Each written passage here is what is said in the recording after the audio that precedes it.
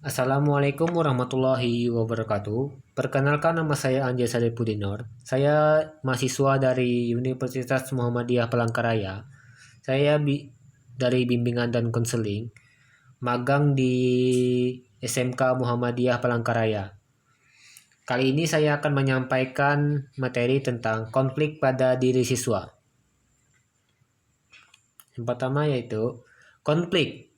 Konflik itu kata yang membuat perasaan tidak tenang. Konflik juga menimbulkan suasana yang meresahkan. Konflik sepantasnya dihindari. Konflik dapat menjauhkan kita dari teman, sahabat, dan orang-orang di sekitar kita. Konflik biasanya menjadikan kita BM atau bad mood.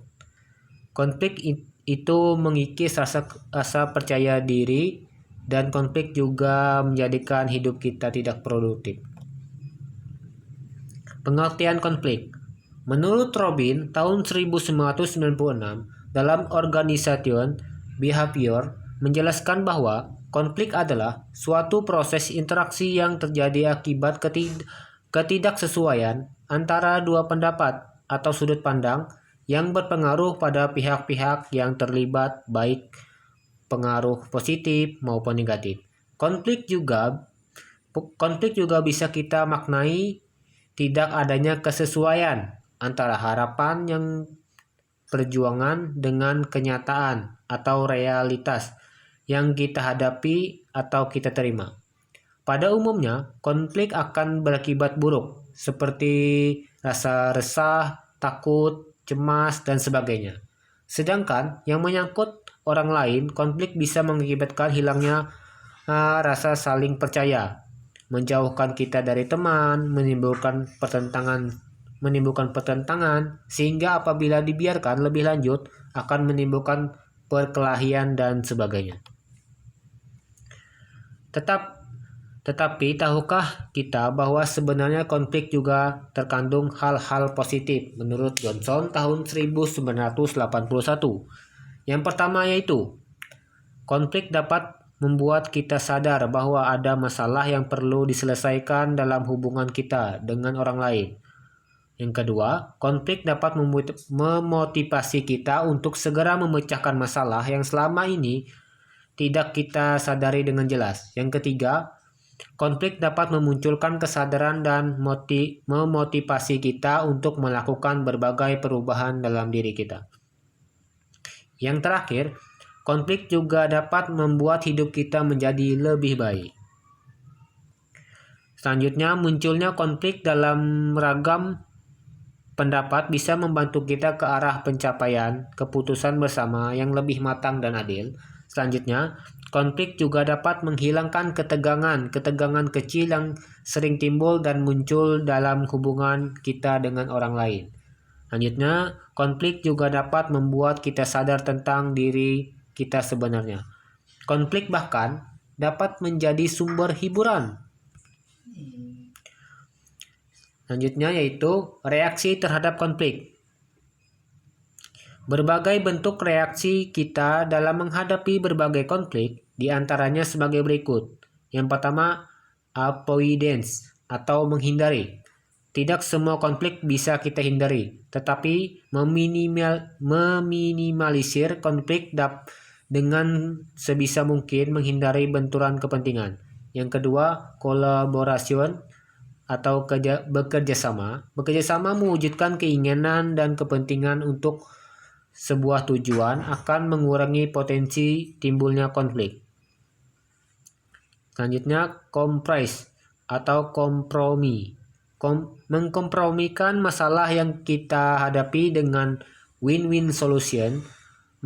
Masing-masing pihak tidak dirugikan dan merasa saling pemenang. Selanjutnya, kompetisi atau bersaing.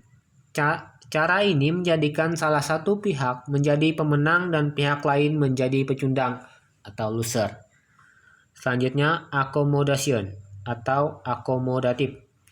Merelakan hak kita diambil orang lain demi menghindari terjadinya konflik. Ya, tapi ini berat sih kayaknya. Selanjutnya, kiat siswa menghadapi konflik. Yang pertama yaitu tetap percaya. Tetap percaya pada seseorang yang sedang bermasalah dengan kita. Ingat bahwa hubungan persaudaraan atau persahabatan tidak akan selalu berjalan dengan mulus. Oleh karena itu, Anda harus tetap percaya bahwa masing-masing bisa menjaga hubungan yang harmonis tersebut. Yang kedua, bicara dari hati ke hati. Biasanya ini dilakukan oleh cewek-cewek ya. Ketika sedang menghadapi konflik dengan seseorang, usahakan Anda selalu untuk bisa membicarakannya dengan baik, yaitu dari hati ke hati, sehingga dengan demikian Anda akan mengerti apa yang sebenarnya teman Anda inginkan. Yang ketiga, curhat yang benar. Lakukanlah curhat dengan memilih tempat yang paling tepat. Apabila Anda salah memilih teman curhat, hal-hal buruk yang tidak Anda inginkan bisa terjadi. Curhatlah kepada mereka yang memahami masalahmu, misalnya guru BK, teman karibmu, atau orang tuamu. Kenanglah hal-hal lucu yang pernah Anda alami dengan teman Anda tersebut. Selanjutnya, beri maaf. Pernahkah kamu menemui orang yang berkata, "Udahlah, kamu udah aku maafkan. Tapi jangan temui aku lagi." Atau sebaliknya, pokoknya aku nggak maafin dia sebelum dia minta maaf ke aku. Wah, begini nih yang menyebabkan konflik sulit teratasi. Selanjutnya, introspeksi. Jangan langsung menyalahkan teman Anda yang menyebabkan konflik tersebut. Tetapi, Anda juga harus introspeksi diri. Jangan-jangan Anda biang keladinya. Selanjutnya, jalin komunikasi. Komunikasi sangat diperlukan sehingga dengan komunikasi tersebut Anda akan dapat saling mengerti keinginan masing-masing. Selanjutnya, bertengkar dengan teman adalah hal yang wajar, tetapi yang lebih penting kemampuan dan kemauan kalian menyelesaikan masalah. Yang terakhir ini hal yang paling bagus, yaitu salam damai. Itulah materi dari kakak yang dapat kakak sampaikan pada pertemuan kali ini. Apabila ada kekurangan dan kelebihannya, kakak mohon maaf yang sebesar-besarnya. Kakak akhiri, wabillahi taufiq wal hidayah. Wassalamualaikum warahmatullahi wabarakatuh.